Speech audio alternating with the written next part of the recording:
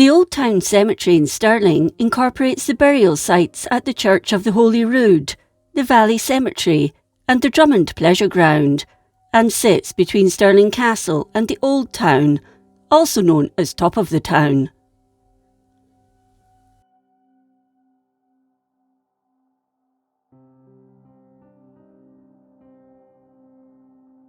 Ladies' Rock in the cemetery is where Bonnie Prince Charlie oversaw the last siege of Stirling Castle in January 1746. Its name is said to come from its position to the original valley, and reputedly ladies of the royal court would watch tournaments from it. John Cowan was one of the town's greatest benefactors. Born in 1570, he was a wealthy merchant and owned several properties, which he rented out. He was also the Dean of Guild, a powerful position, and banker, who on his deathbed bequeathed money to the town. Cowan's Hospital has a statue of him, known as Auld Stanybreeks, who's said to come alive at New Year. He died in 1633.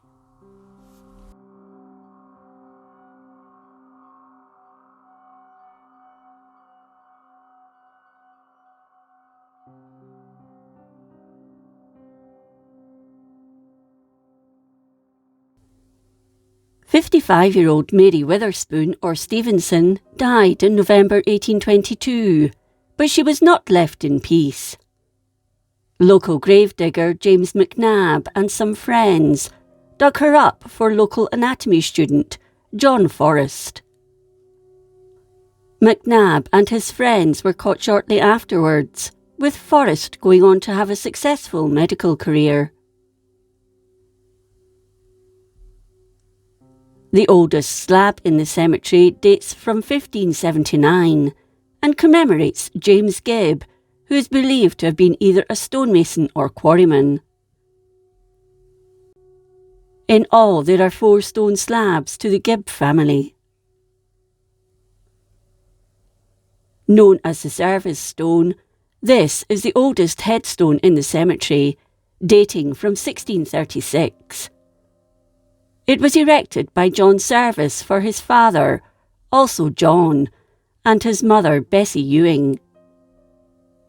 There are possible signs of musket fire on it, perhaps inflicted by General George Monk and his troops during his siege of Stirling Castle in 1651.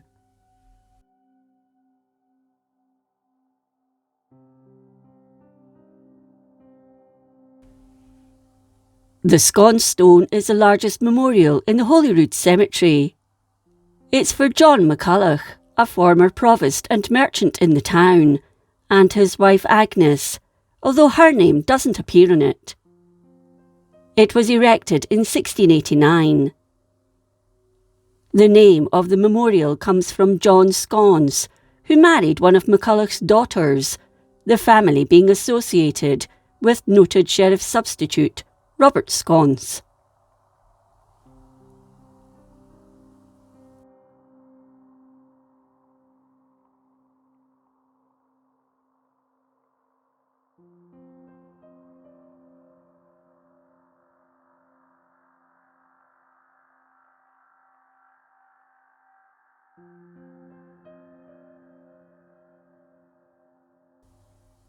Charles Randolf was born in Stirling in 1809. He went on to become an engineer and shipbuilder, setting up his own business with John Elder in 1852, called Randolf, Elder and Company. The company won the contract to supply Samuel Cunard with steamships to run mail between the UK and Canada. He retired in 1868, dying 10 years later, but leaving £60,000 to the University of Glasgow, some of which was used to build Randolph Hall. At the High School of Stirling, the Randolph Gold Medal is competed for yearly. Before his death, he also commissioned a window for the Church of the Holy Rood.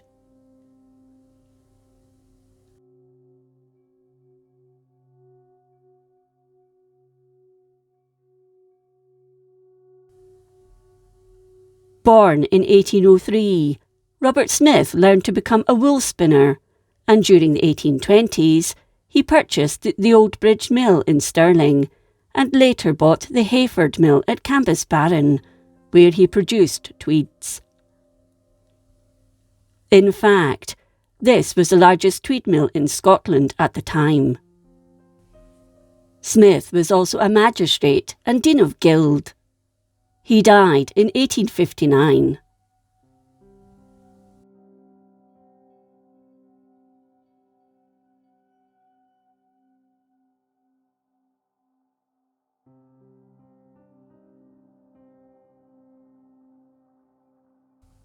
The Valley Cemetery opened in 1857, at which time the statue of the Reverend Dr. James Guthrie, who was executed in 1661 at Edinburgh, was unveiled.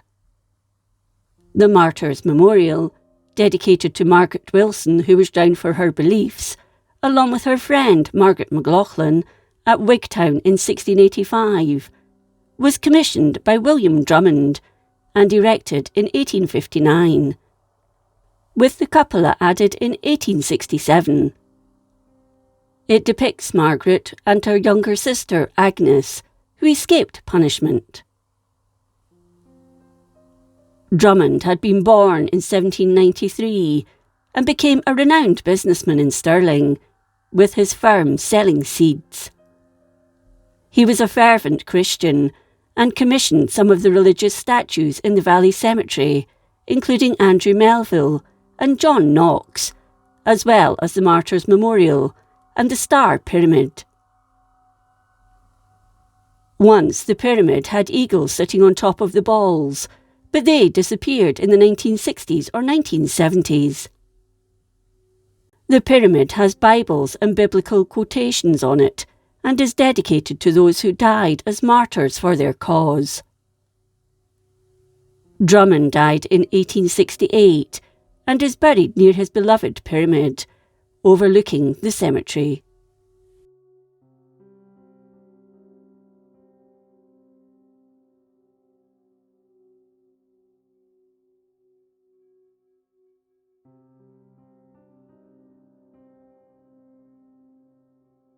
David Bruce was born in Victoria in Australia in 1855, before the family returned to Stirling, where they built 1 Victoria Square. He attended the High School of Stirling, leaving in 1869, and following a 3-year stint with a merchants in Manchester, returned to Stirling. He went on to study zoology, but changed to medicine at the University of Edinburgh, graduating in 1881. He married Mary in 1883, then joined the Army Medical Service and was posted to Malta. Malta fever was rife, and his research into it led to the discovery of the bacterium which caused brucellosis, the Brucella being named in his honour. He was knighted in 1908 and retired from the army as a Major General in 1919. He died on 27th November 1931 during the funeral of his wife. Both were cremated, but their ashes were interred at Stirling.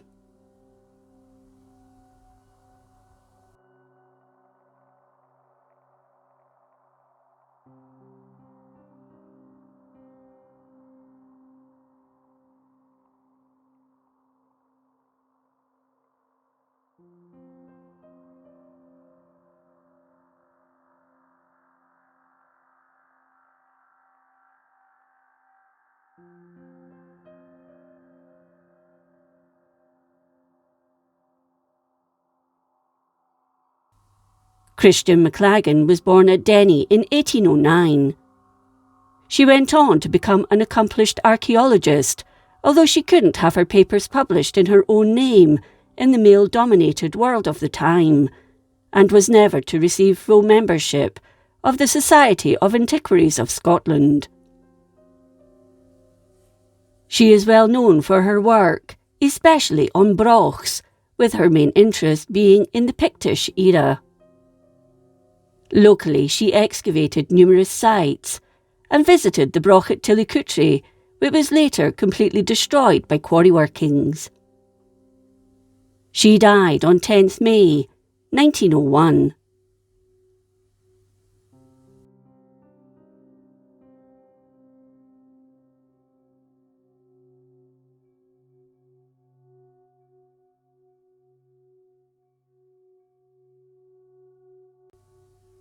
Robert Lawson was born in Fife in 1828, but arrived in Stirling, where he set up the Trades Clothing and Furniture House in Port Street, before moving to larger premises on Barnton Street, then Friar Street.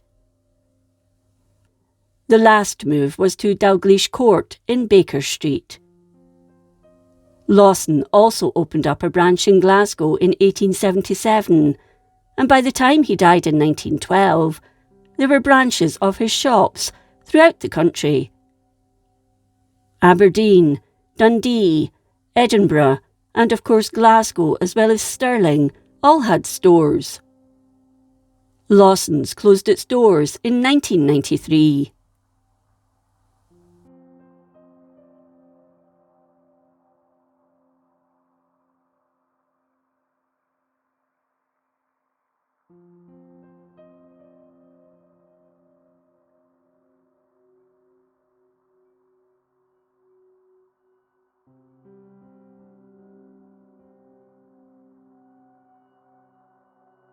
Born in 1854, Annie Knight Croll founded the first Stirling's Children's Home in the 1890s. It was based in Winwell House in Upper Bridge Street, and following her death in 1927, it continued her work through a board of trustees until 1980. Nothing remains of her children's home today. Her father, Alexander, came to Stirling in 1874 to act as curator of the Smith Institute, now the Stirling Smith Art Gallery and Museum. He died in 1885.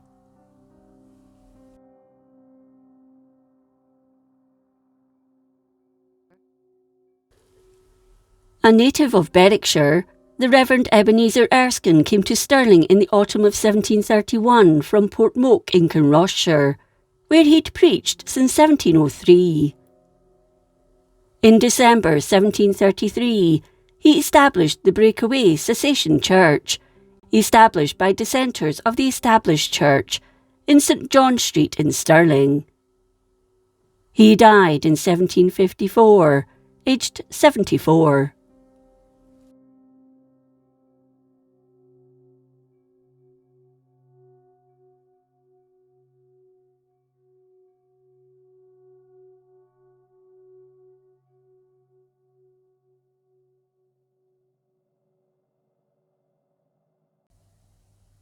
Born in 1889, William Young Moyes was a senior sixth engineer on the RMS Titanic.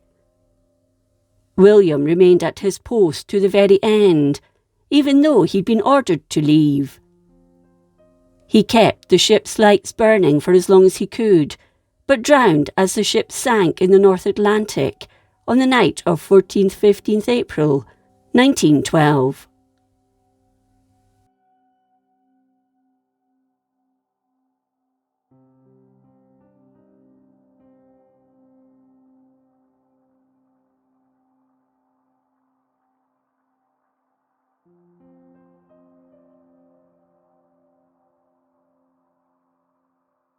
The idea for an arcade in Stirling linking King Street and Murray Place came from businessman William Crawford, a property speculator and owner of a China emporium.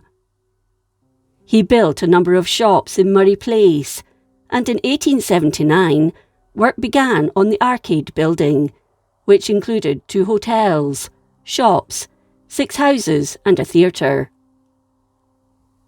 He died in 1894.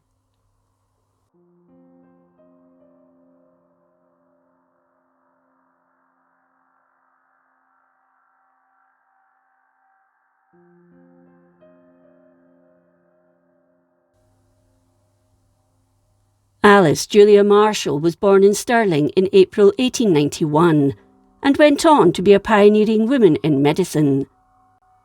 Following her graduation in 1917 from the University of Glasgow, she worked in the pathology department of Glasgow Royal Infirmary, specialising in gynecological pathology. She also introduced the blood transfusion service at the hospital. She died in 1987.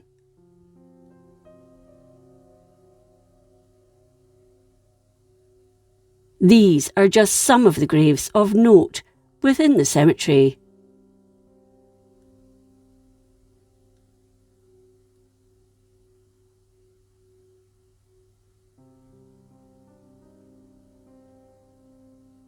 If you enjoyed this episode of Scotland's History, please like, comment and subscribe.